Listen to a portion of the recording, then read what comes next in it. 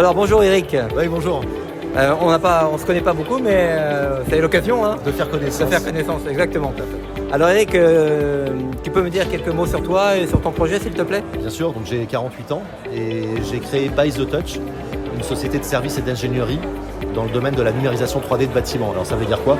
En fait, avec des outils type scanner laser, vidéo 360, drone, on va capter la réalité d'un site tel qu'il est pour après derrière restituer un modèle 3D où on pourra aussi derrière redessiner sur du Revit, du Archicad, du Allplan, des outils architectes pour refaire en fait de la maquette 3D pour aller vers le BIM, les maquettes IFC qu'on pourra enrichir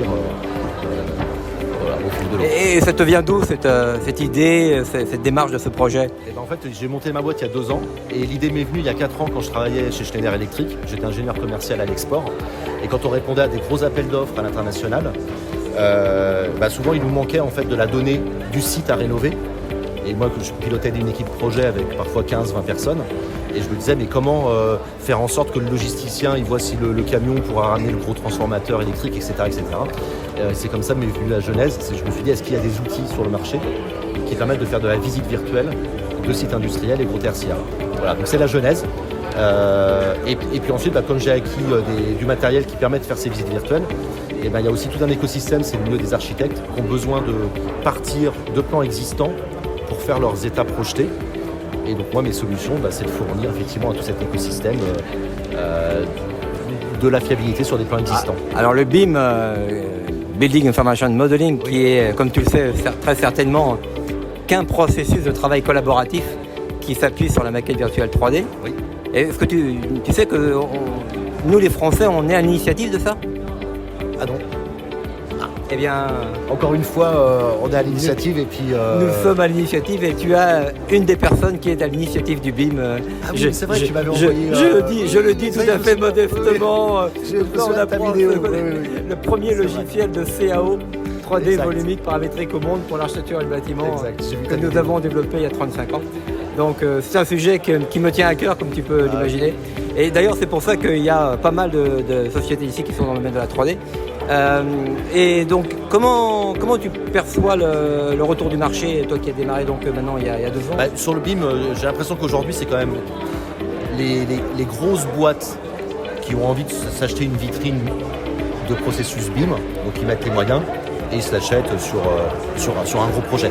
Par contre, il ne faut pas oublier, c'est que dans le milieu du BTP, 80% des acteurs, c'est des artisans. Et donc, comment faire pour amener cet écosystème qui n'est pas forcément toujours très informatisé à venir enrichir des maquettes IFC. Et là, pour ça, il y a, dans le domaine dans le Voironnais, au nord-ouest de Grenoble, il y a une association qui s'appelle Alliance du bâtiment qui a développé un format OpenDTHX pour pouvoir enrichir facilement des maquettes IFC. Si vous voulez, on pourra faire une démonstration. J'ai adhéré à cette association. Et donc, du coup, sur FBIM, par exemple, qui est un viewer IFC, on peut venir enrichir les caractéristiques des objets suivant une grammaire qu'on va appeler SICO. C'est le BIM SICO, Collaboration In, Quality Out. Alors là, c'est un peu technique, mais on ne va pas rentrer dans la technique. Mais en fait, ce que tu mets en avant, c'est la thématique que SBLM porte, puisque notre thématique, c'est la continuité de la donnée tout au long de la chaîne de valeur, du début jusqu'à la fin.